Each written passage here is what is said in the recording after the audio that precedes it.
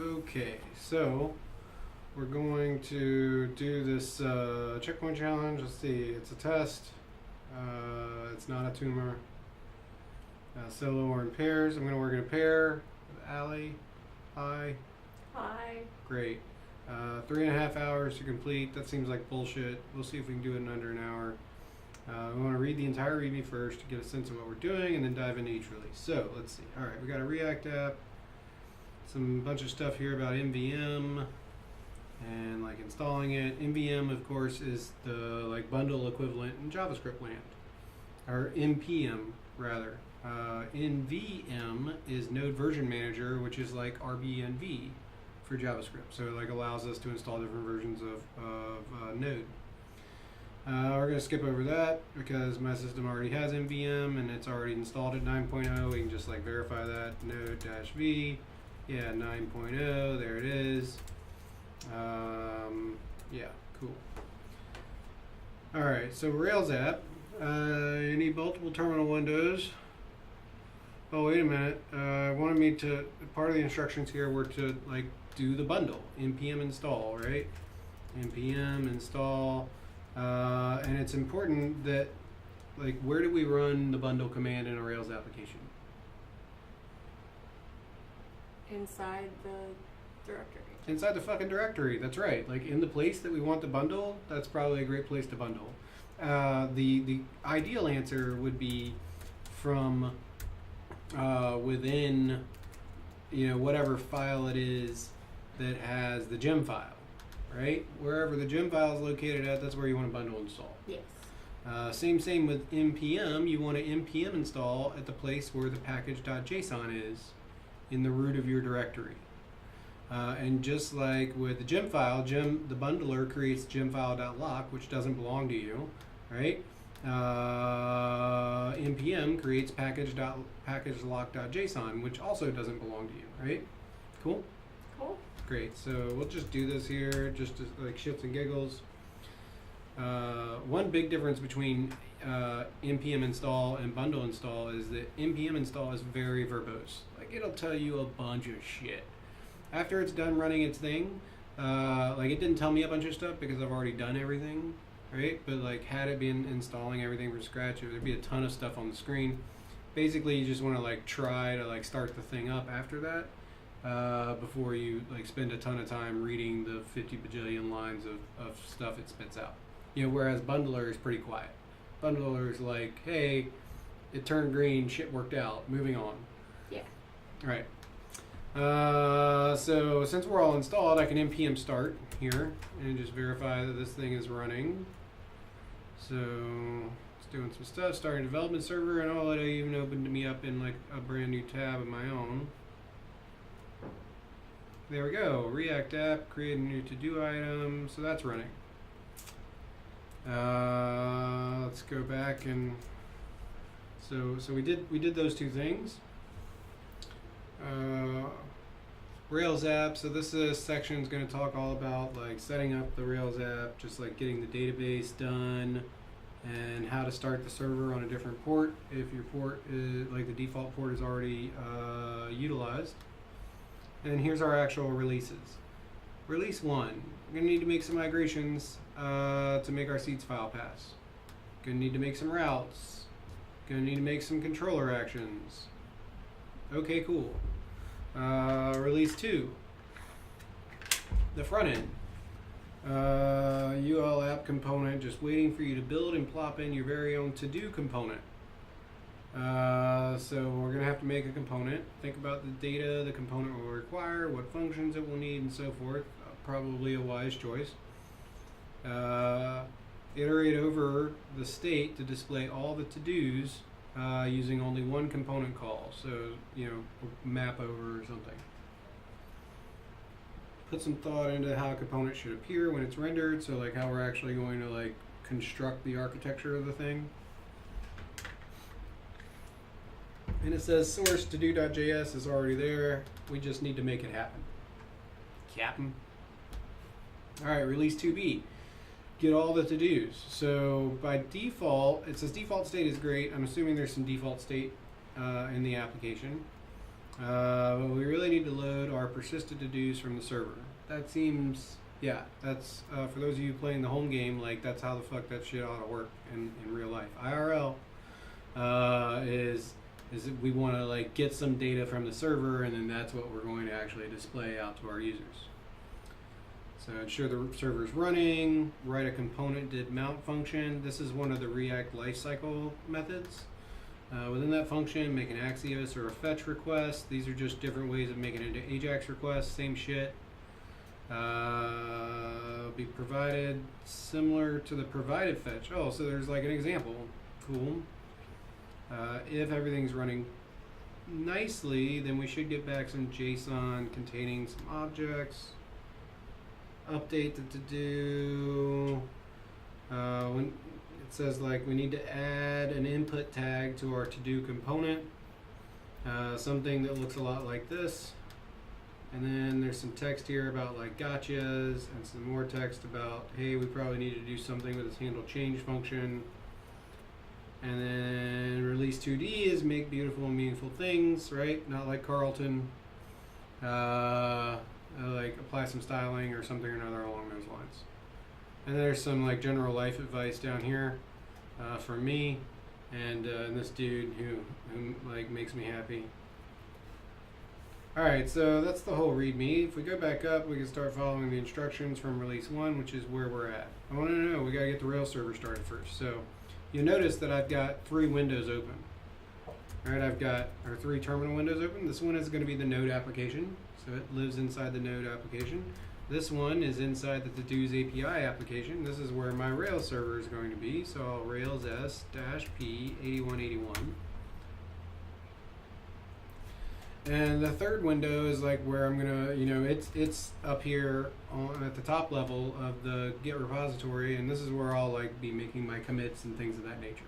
That way there's a nice separation of concerns in the terminal. I don't have to like constantly quit out of a server to like make changes and shit like that.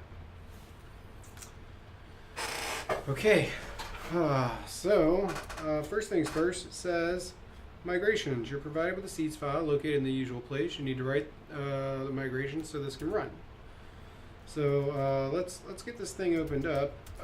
I'm going to start my API application in Sublime, and I'm going to start my React application in Atom.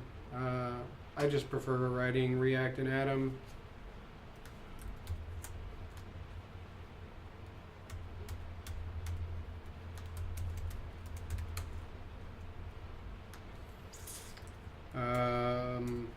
And we definitely need 2 different windows, one for the back-end application, one for the front-end application. You familiar with this back-end and front-end architecture after yesterday's challenges? Yeah? Yeah, for the most part. Right, it's decoupled architecture in which we're going to have 2 separate apps, right? One is the to-dos API, that's the Rails API application, and the other is the React to-dos React application, which is the front-end. They're 2 completely, generally in life, they would be 2 completely separate repositories, 2 completely separate applications. They just talk to one another. Yeah. So we get to split it out. So all of our like database logic and like heavy lifting and shit like that like lives on the API, and all of our like make it pretty and usable for the user lives in the front end application. All right. So let's take a look. We had that seeds file. So yeah, here's the seeds. To-do.create. Looks like there's an attribute body and an attribute complete. The body's a string and complete is a boolean. Yep. So if I go to, oh look at that, there's already a migration here, create to-dos. So I just need to fill it out. T.string body and T.boolean complete. We'll put a default value on this You guy. need to spell default correct. Yeah, I probably need to spell default correct. Default false. We should always assign a default value to a boolean because a boolean is generally speaking is a 2 state, right? It's binary. Yeah. It's true or false. Except when you don't have a default value, it can also be null, which is not great. Yeah, cool. Alright, and since we wrote the migration, let's restart this thing. And over here, let's Rails db drop, Rails db create. Give it back. Rails db migrate. And anytime now, computer, you can do it. You know what we're going to do is we're going to turn this part off. That'll probably help a lot. God, I hate that Dropbox doesn't have a way to ignore friggin' node modules. It's such bullshit. And Rails DB seed.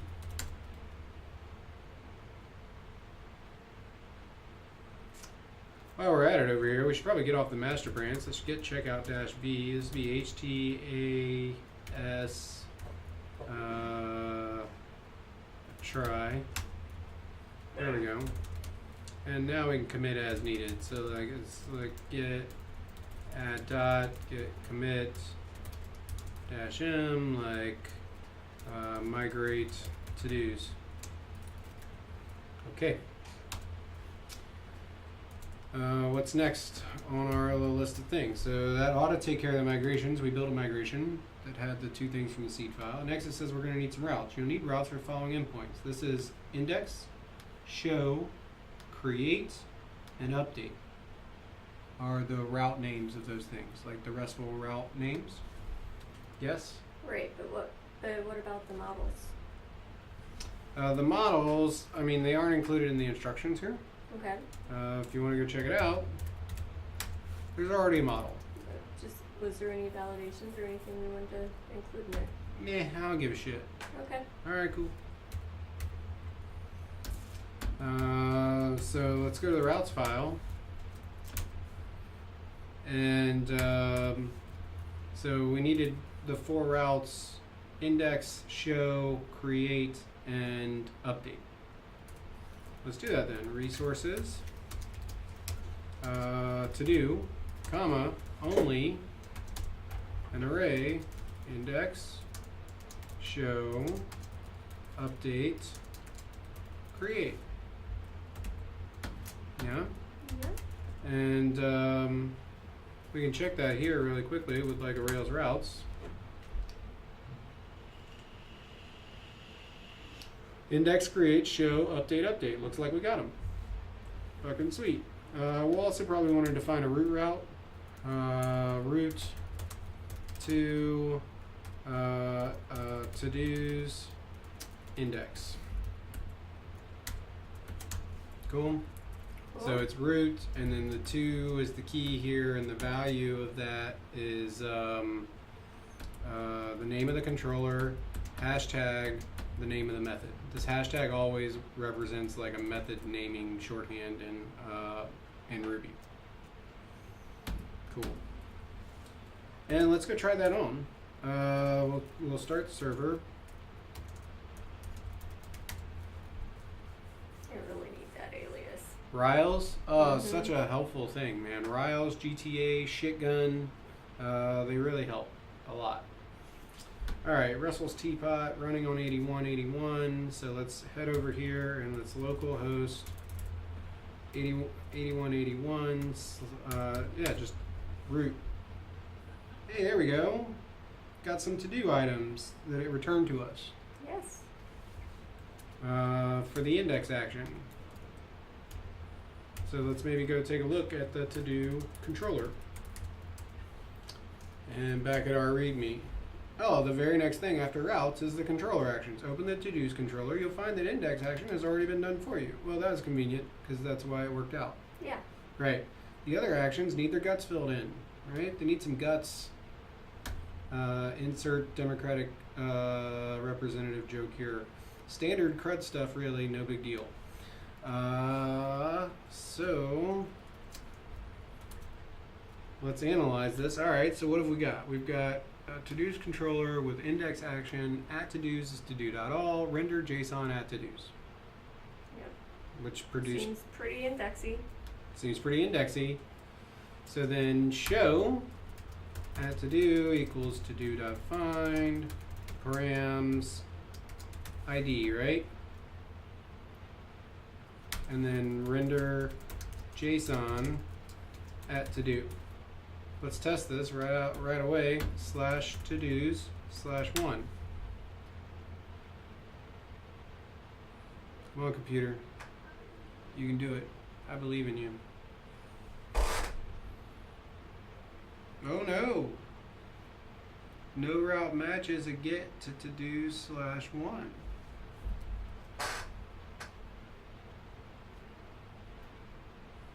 Ah, it's singular because I fucked it up, right? Resources are plural.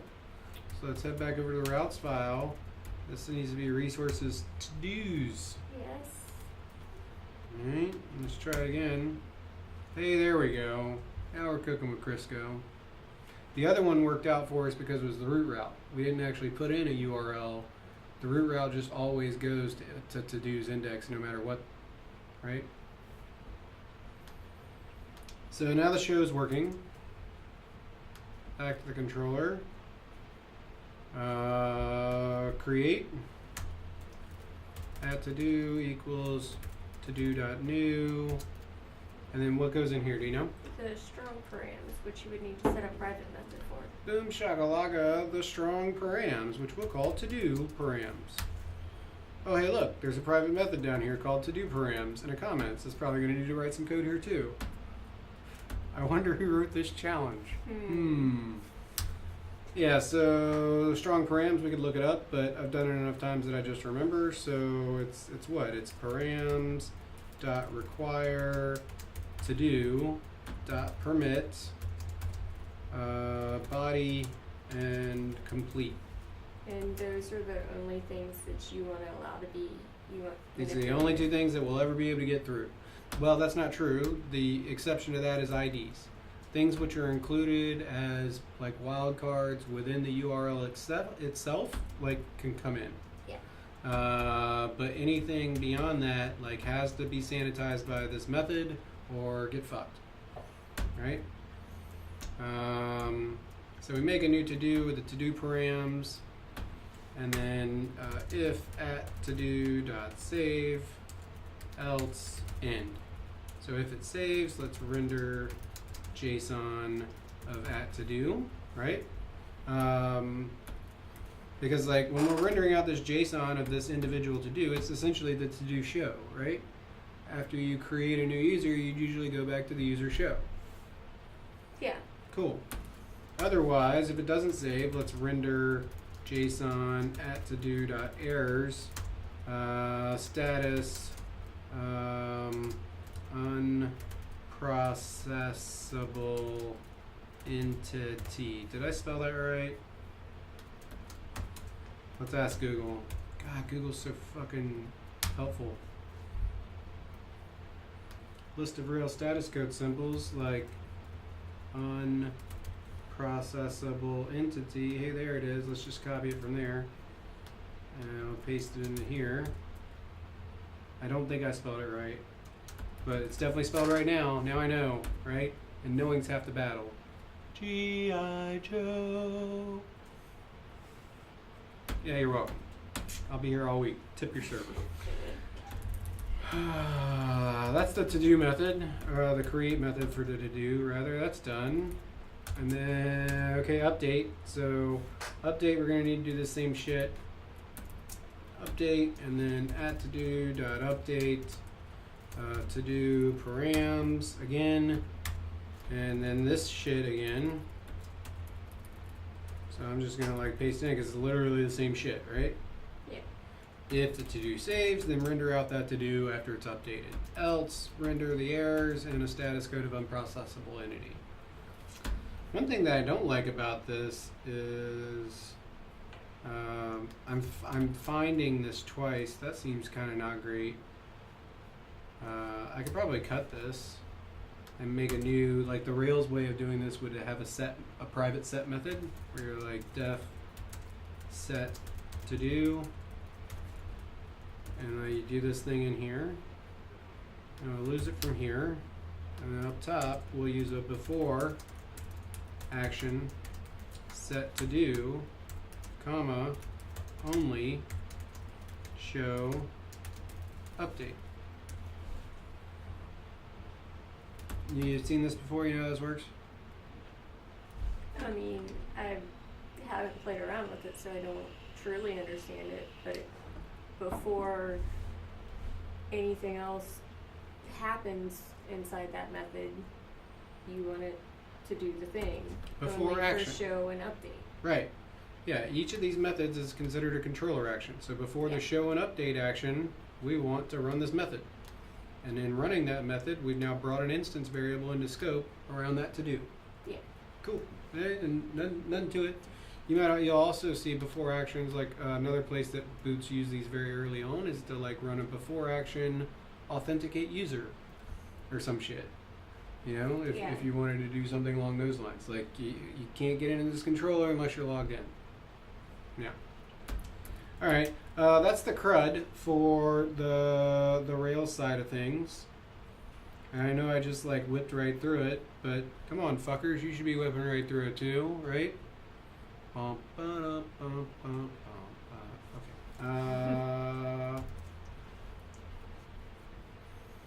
Yeah. All right, so we're good here. Let's commit. Git add dot get commit dash m like CRUD to-dos controller complete. Okay. Back to our README. Close this out. Close this out. Back to our README.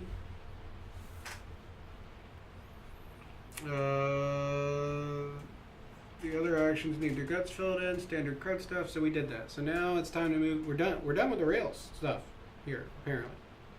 We're all donezos in Rails land. That wasn't too bad. I say with my most non-asshole-ish voice. Alright, the to-do front end. So let's read this in a little bit more detail. There's the UL app component just waiting for you to build and plop down your very own to-do component. Gonna need to make a to-do component. I'll tell you what, you read it, and you can like insert your thoughts as you go. How's that? Go ahead.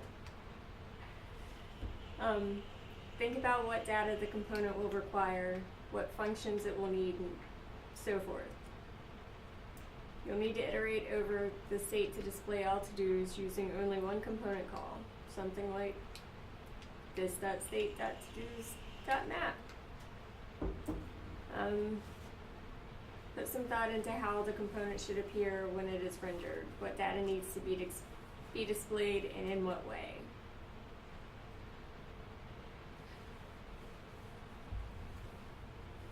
React is confusing to me.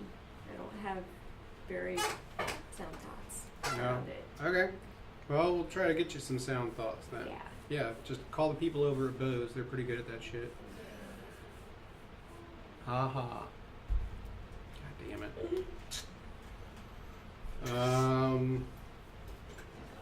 So, and it says there's already a to-do file there. So let's go check that out. Let's head over to our Atom, which is where our React application is living, and let's Command P to-do.js. Oh, to-do.js. Look at that. Yeah, cool.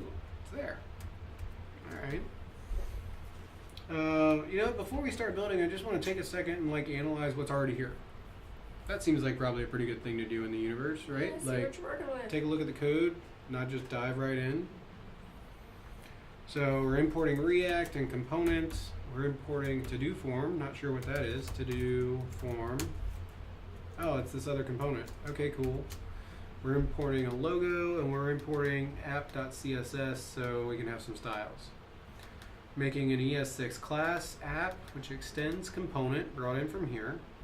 It's got a constructor right off the bat, calling super, and then it's got a state variable. This.state equals this object, has a key of to-dos, which equals an array. Within that array, one object, two objects. Outside the array, the state has another key called to-do form text, which equals an empty string. Last thing in our constructor is binding methods that we're using. So far this app.js has two methods: update form text and submit new to do. And then we can see those methods defined here below. So update form text looks like it takes in some form text and it just rolls straight up this.setState to do form text. Sounds like it's doing what it should. It's setting a state for. Yeah, and this is an ES6 thing here where we can pass, because setState expects a hash, right, a key value pairs.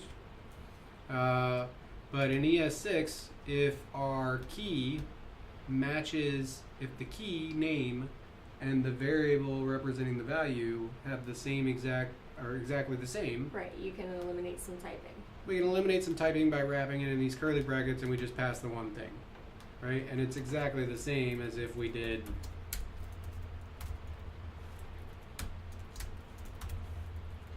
this. Right. Yeah. All right. The other function, so this is going to update the form text. The other function, submit due to do, I wonder what it does.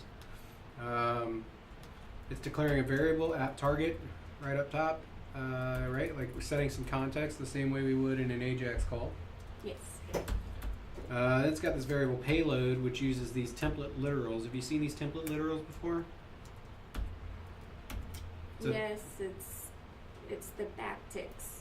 They're backticks, yeah. It's a way of making a string in JavaScript, and it's the super new hotness in ES6 that I really love, which allows you to do string interpolation within JavaScript. So fucking sweet. Yeah, so good. We've been missing this for a long time. This is a major step forward. So string interpolation with $sign curly brackets.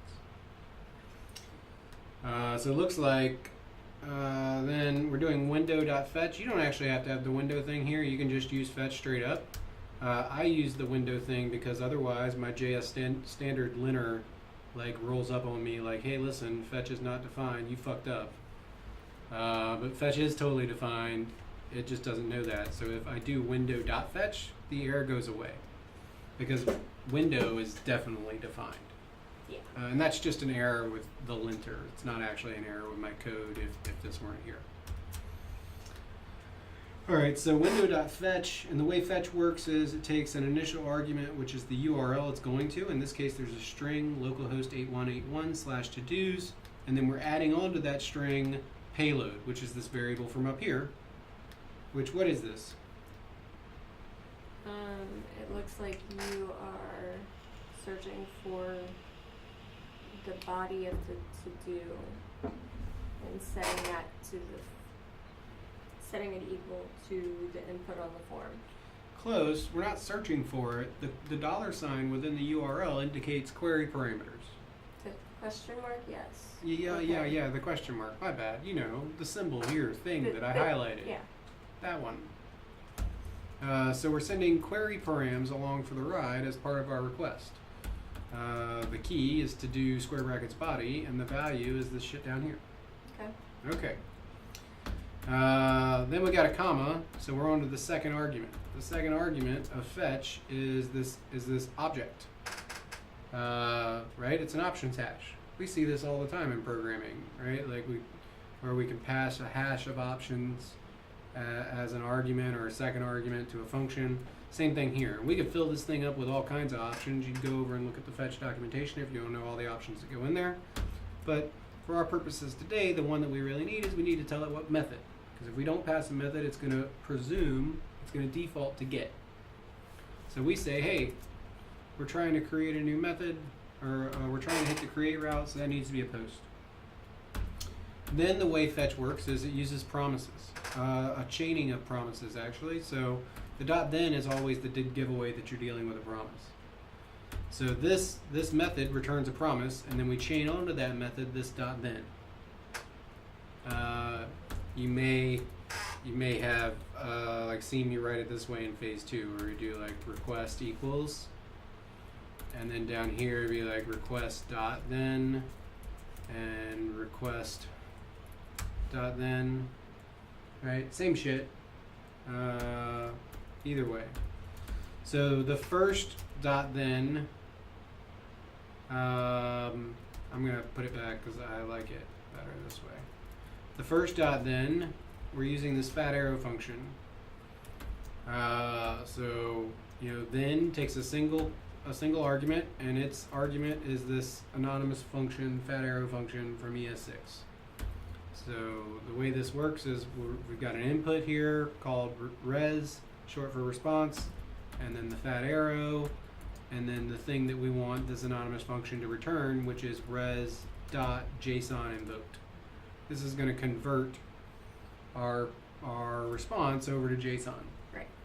If we were using Axios, we could skip this step, but fetch, you gotta chain them up. So then after the JSON has been converted, after that happens, then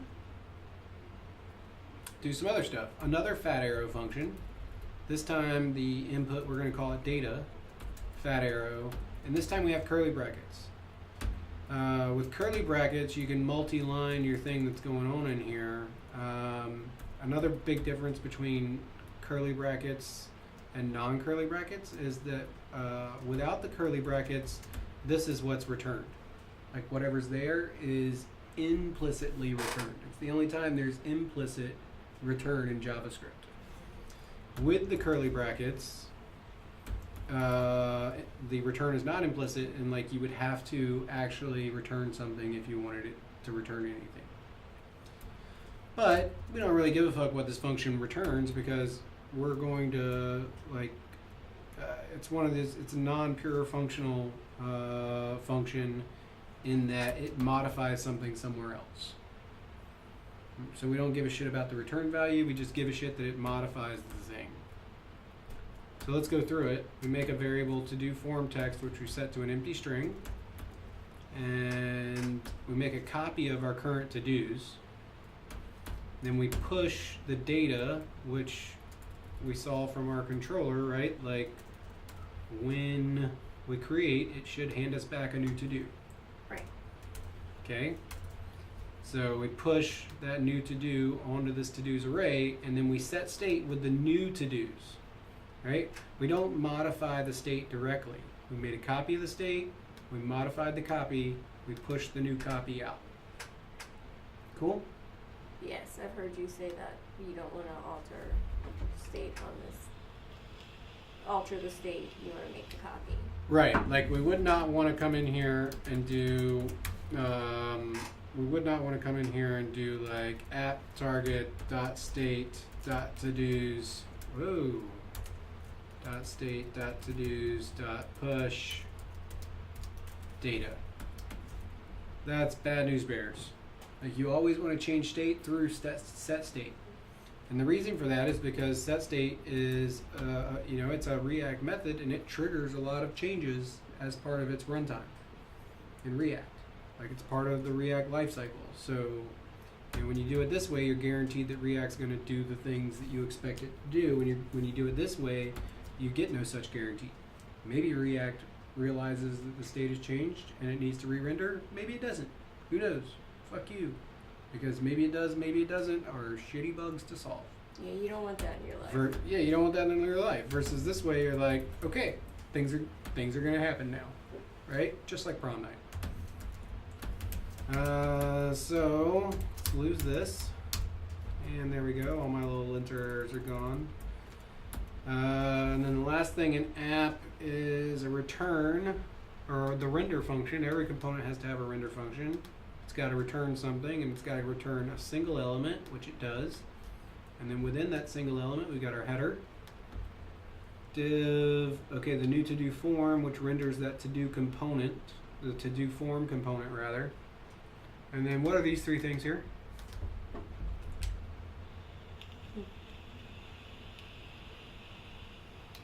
Those are the, I want to call them functions, but that doesn't sound correct. Because you are manipulating. Nope, simpler than that. These are props. Yes. Right, we're sending to this component, we're sending some properties. This property is a function, this property is another function, this property is like some string. Yeah. Yeah? Yes. Cool. That closes out the div, and then we've got this other div down here, to do container, which has a UL, and then this commented code here that says maybe you should render your to do component here. Hint, hint, hint, hint. Now while we're at it, let's go take a look at this form. So the to do form extends React component. This is a little different than how we did it on the app, because up here we like brought in component separately, so we just extend component.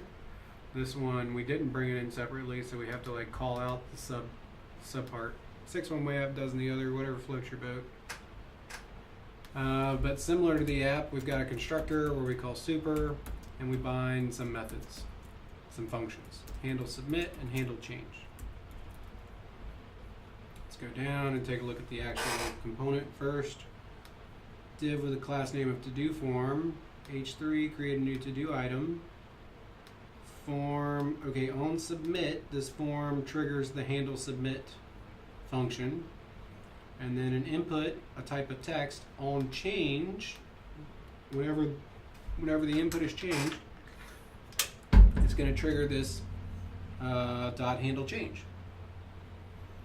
And then our value, this is what's actually displayed inside the box, and this is kind of a mind fuck, but so awesome once you get the hang of it. The value isn't actually what the person types in the box. The value comes from the property that was handed to this component, this.props.toDoForm text. That property lives up on our app in a state, toDoForm text. So when the component first renders, it's got an empty string. But what's ultimately going to happen is we'll see from this handle change method, it receives the event, okay? Yes. From 26. It makes a variable, input text, which is equal to event.target.value. And then it calls the property method from our parent, update form text. And it sends that new input text along for the ride. If we go back to the parent, we look again, update form text. Hey, receives some form text and sets state of form text. Right? So what's happening under the hood is every time I type, whenever this thing changes, this function fires. It gets all the text inside the input box, sends off to the parent. The parent changes, updates its state, and sets that to do form text to be whatever is in the box at this time. Because we use the set state, that change in state triggers a re-render by React, in which it re-renders this component, but only the part of it that changed, the value of this input. Right? So now this .props.toDoForm text is the new updated value, and like that's how that works. Does that make sense? Yeah, it's sort of like bouncing a rubber ball in an empty room and like letting it bounce all over the damn wall, floors. That Yeah, sure. Like because you're switching forms so much to set the one thing that's the value. Well, it's got to take a longer journey than it would, ordinarily. Yeah. But it means that, the value that's displayed always is representative of what's in our text, our state, which is what we want. Like we want the value displayed to the user to always be representative of what's in our state. And then the last part of this component is an input with a type of submit that says create the to-do. Clicking this button will trigger the onSubmit handler. Okay, the onSubmit handler takes in an event again, stops the default action of the event, and calls out to the parent, hey, this.props.submit new to do. Right? Submit new to do. We don't need to send anything along for the ride to submit new to do. We just need to run the function, because submit new to do, like up here on the parent, it already has access to everything it needs. It can just reach out to the state, and because the state.to-do form text, like we know that it matches what's been typed in the form exactly, Yes. and we don't have to send anything, we just got it right here. Make sense? Yes. Cool. So that's kind of the structure of what's there for right now. So let's start building out this to-do component. Let's import React from React. Did I fuck that up? No, it looks right. And then let's class to do extends React dot component and one of these things. And the very first thing we're going to need inside any component is a render method, which returns, and we'll just do a div here. Oh god, I can't wait to get my shortcuts set back up again. It's such a pain.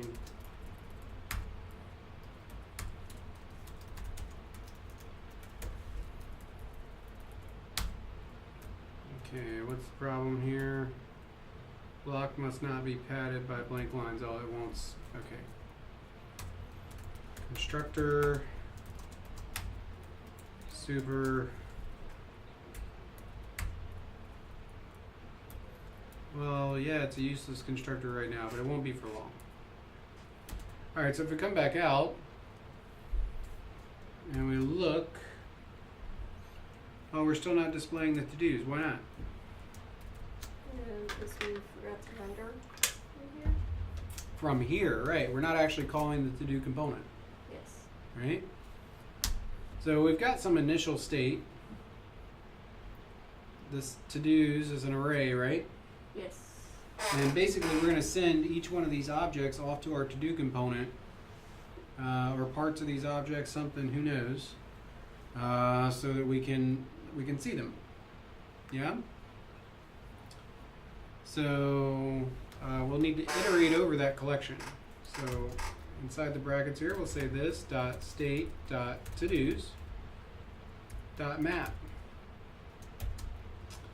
And then we'll use a fat arrow function again. So we'll say to do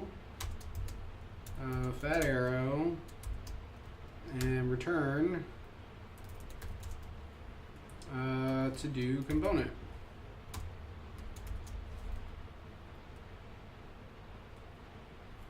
And our linter has already told us the error that the browser will tell us here in just a second. Hey, to do is not defined. I'm trying to use this component down here, but I haven't yet imported it.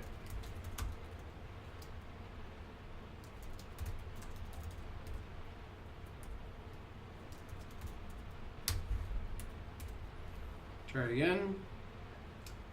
Oh, export default was not found in to do. Oh yeah, I forgot. Hashtag I fucked it up. Export default. No.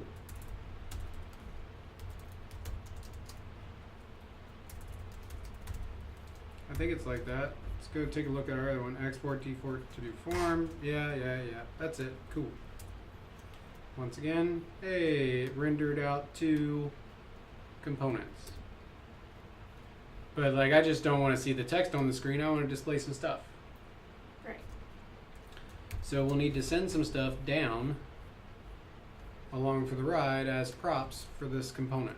Yeah? Yeah. I'm going to go ahead and put this within this multi-line return here. And then we can prop it up. So,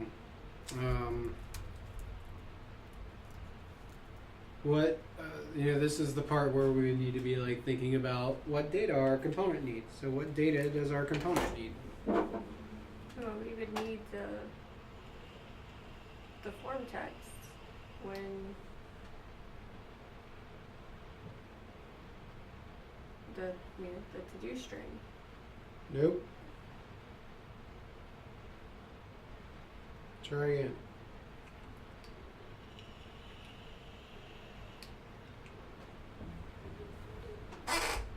We're not rendering a form, we're rendering a to-do component. What data does a to-do component require? And it requires the body. Okay, the body. I don't remember the other attribute.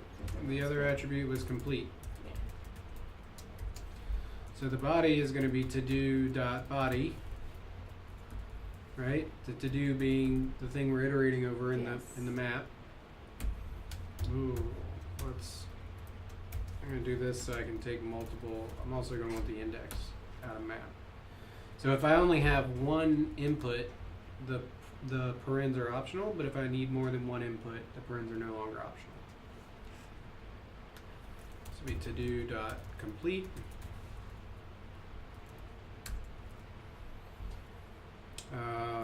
And then because we're iterating here and rendering out components, React, if we don't do this,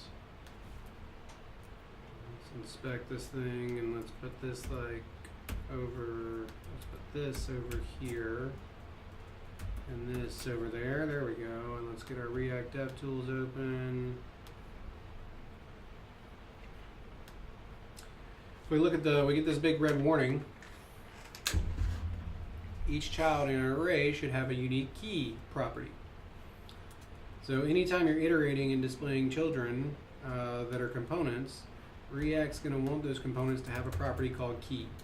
And it doesn't matter what you put in there as long as it's unique to every single one. Right. So if you're iterating with a map, I would suggest just using the index because you're guaranteed a unique value there. Okay? Makes sense. And a little future thought here, I think I'm also going to pass ID along for the ride.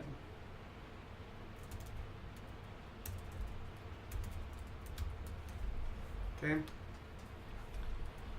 So now back in our to-do, we're receiving some stuff. So it could be like this dot props dot body. Hey, first to-do state seed, second to-do state seed. So now we're like displaying our to-dos. Yes. Yay! Let's go back to our challenge. We're displaying the to-dos. Yeah, it seems good enough. Alright, next part says get all to-dos. Default state is great, but what we really need is to load our persistent to-dos from the server. Ensure the server is running and functioning correctly. We've already done that. First, you'll need to write a component did mount function in your constructor under app.js. Within that function, make an Axios or fetch call to /todos. This will be similar to provided fetch, but not exactly the same. If Rails is functioning properly, you should receive some JSON containing all the to-do objects. Update the state of your application using setState to reflect the data from the server. So what is the component did mount? Do you know? Not that I can explain it. Okay. So React has lifecycle methods the same way ActiveRecord does. We have ActiveRecord callbacks like after create, before save, around validation, shit like that. React has lifecycle methods as well. One of them is component did mount. So after the app component has mounted, it did mount, it happened, do this shit. And that's an excellent time for us to make AJAX requests or whatever, because we're guaranteed that the component's already on the page.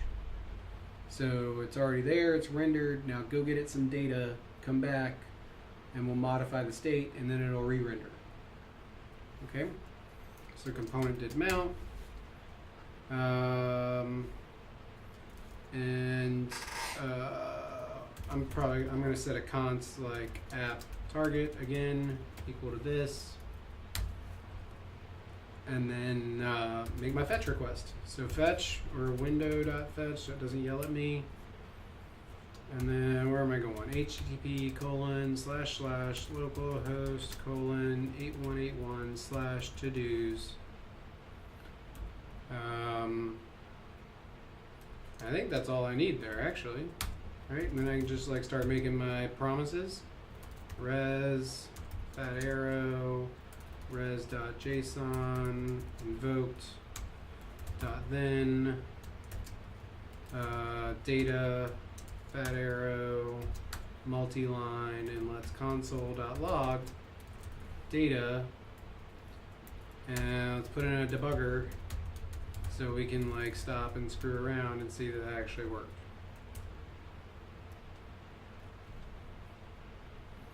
Okay, so we hit the debugger as soon as the page refreshed because it happened when the component did mount.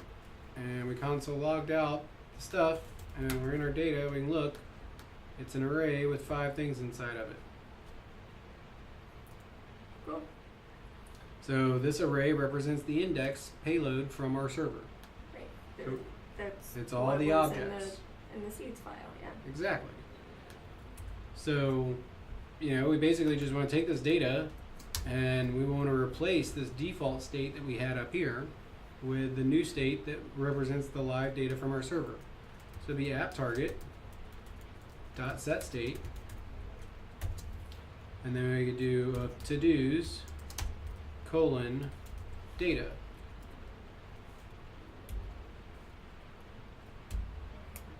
Do I need to wrap this like so? Is that what it is?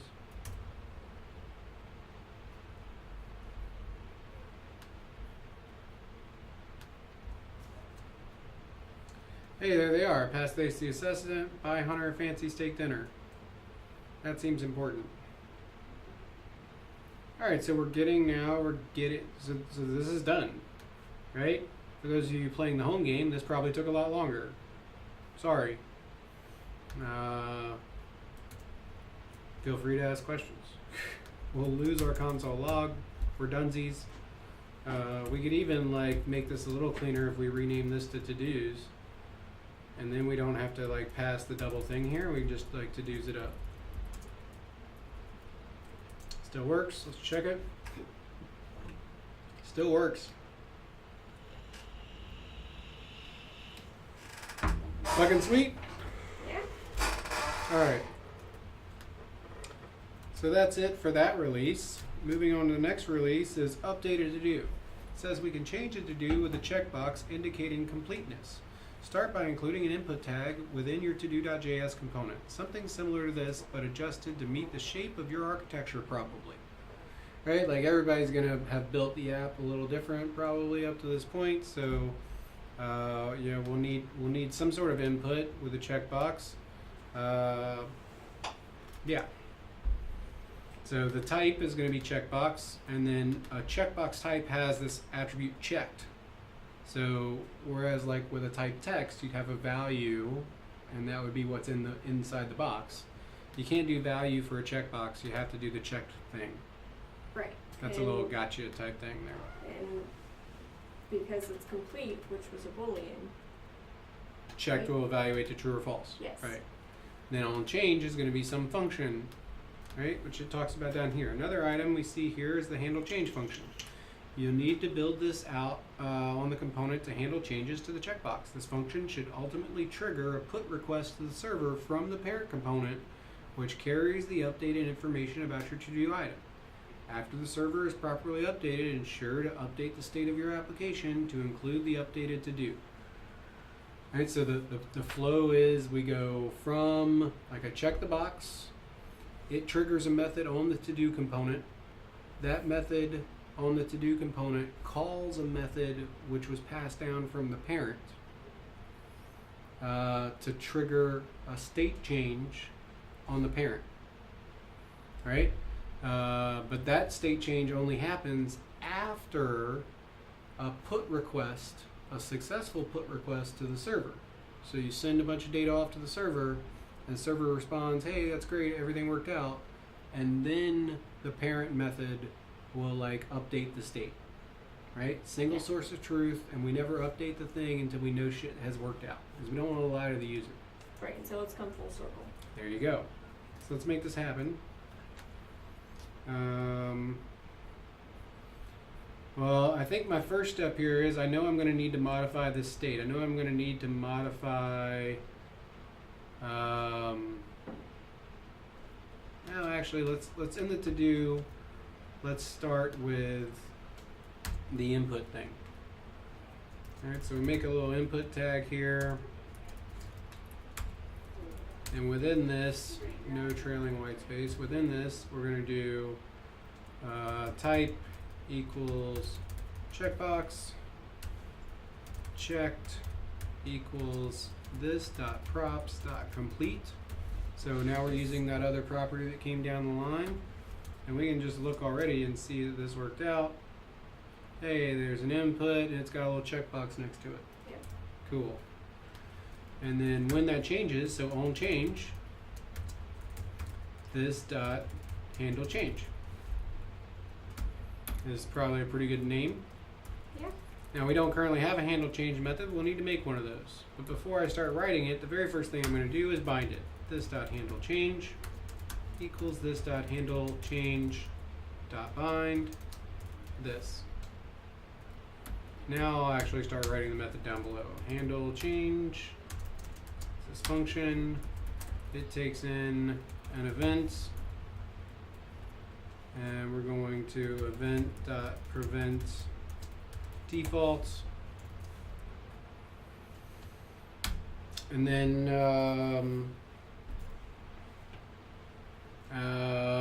what do we want? What do we want here? We're gonna need to call out. This is where we're gonna need a method from the parent, a function, which will allow us to alter the state on the parent ultimately. But we don't currently have a function like that that got passed down. Right? The only things that got passed down so far were props for key, ID, body, and complete. Right. So we need a function up here on the parent that we can pass down that will allow the to-do component to like reach back up and tell the parent to like change the stuff. So this could be like handle, or maybe it's like update to do. Yeah. Okay, yeah.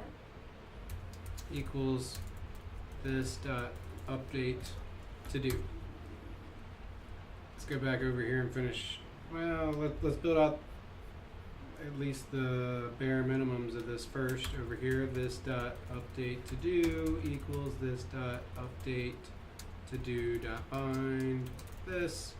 So we bound the to do, and now down here, update to do is a function, and you know, now we can start like thinking about what we want to have this function actually do. So what do we want to send along for the ride that we have access to? We're done with this form, let's get rid of that. What do we want to send along for the ride to update to do that we have access to on the to do component? What data are we going to need? Well, we would want to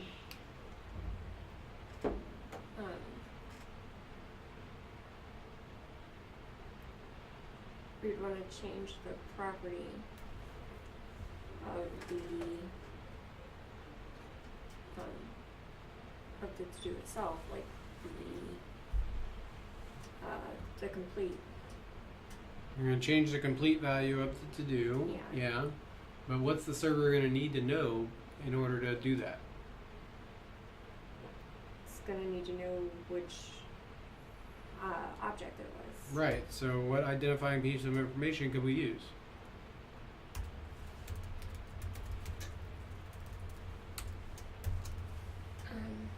The ID. This dot props dot ID and the opposite of this dot props dot complete. That's the two pieces of information we need to send. The ID and whether or not it's complete or not. Yeah. The opposite of what it currently is. Yeah? And boom, we're done. So, you know, when you check this box, oh shit, I'm in app, my bad. Down here in to do, this dot props dot update to do will take the ID and the opposite of the complete property whenever this thing is checked or dechecked. Okay, back up here now. So this is going to receive an ID and a complete. Yes. Cool. So let's make let's you know what, in the interest of time, I'm just going to come down here and like copy all this because this fetch is going to be crazy similar to the other one. I'm not going to need am I going to need a payload? Yeah, I think I will, because I'll need to do complete will now equal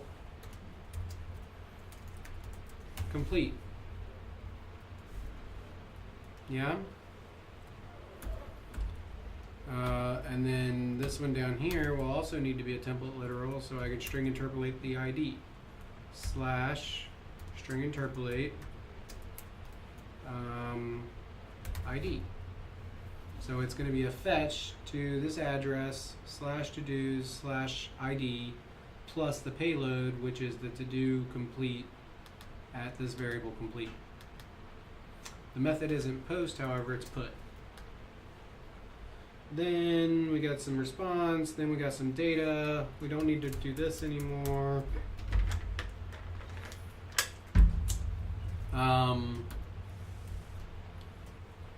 And I don't think this is going to work for us either. We're going to have to lose this part. Because what is our data going to look like when we get it back after an update? What are we going to get back from the server?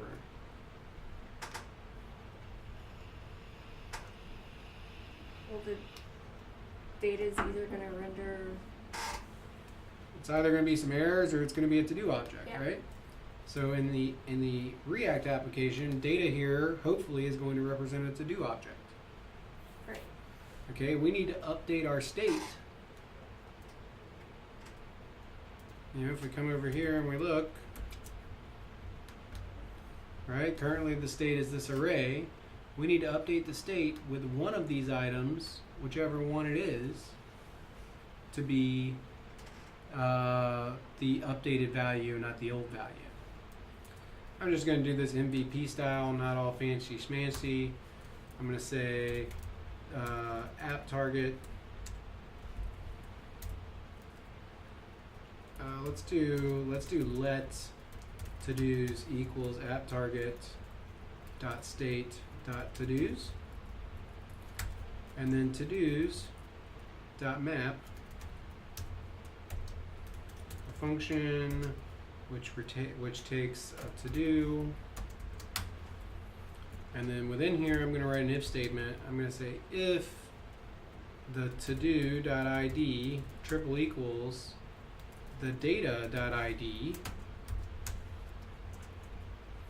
then we're going to want to return, no, we'll say to-dos at, shit, I need an index again. I don't know why I don't just put it in there all the time. To-dos index is going to equal data and return to-dos index. I could have done this all in one line, but my linter yells at me about it. Right, like return statements should not contain assignment is what it says. So that's if it matches. Unfortunately, in the interest of time, I'm not going to show you the edge case about like if it doesn't match, I'm just going to do it. Else, to-dos,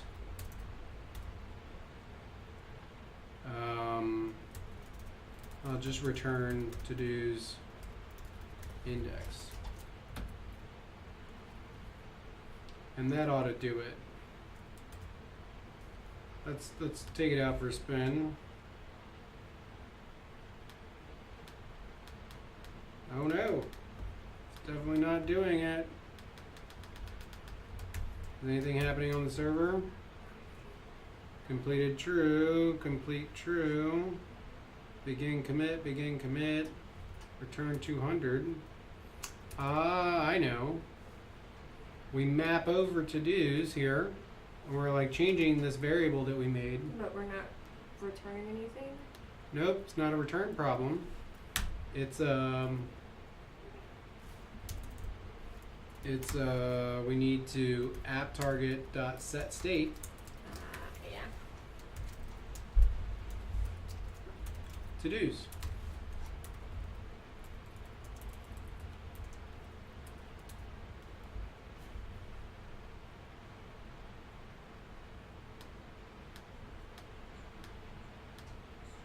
Yay?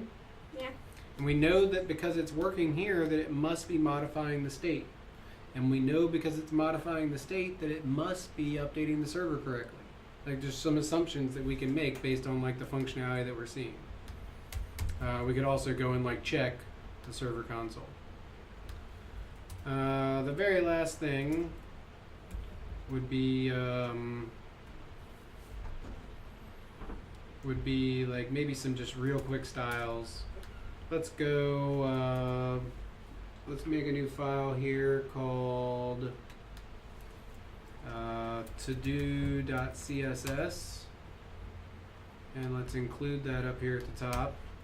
Import todo.css, and then within todo.css, let's do class todo. And let's just do like a background color of maybe gray, and maybe a border of like 1 pixel dashed black.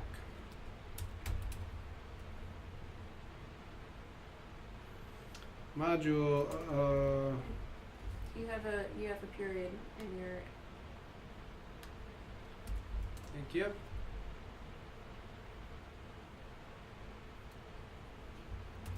Oh, class to do. Oh, I didn't give it a class down here. Class name. I always wrap my top level, whatever the top level element is in a component, like gets the class name with the component name. That's just a practice that I like adhere to. Boom. All right, and now we got some things that are styled. You can like tell that they're different. That's as beautiful as I'm gonna make it because I got shit to do like 3 minutes ago. All right.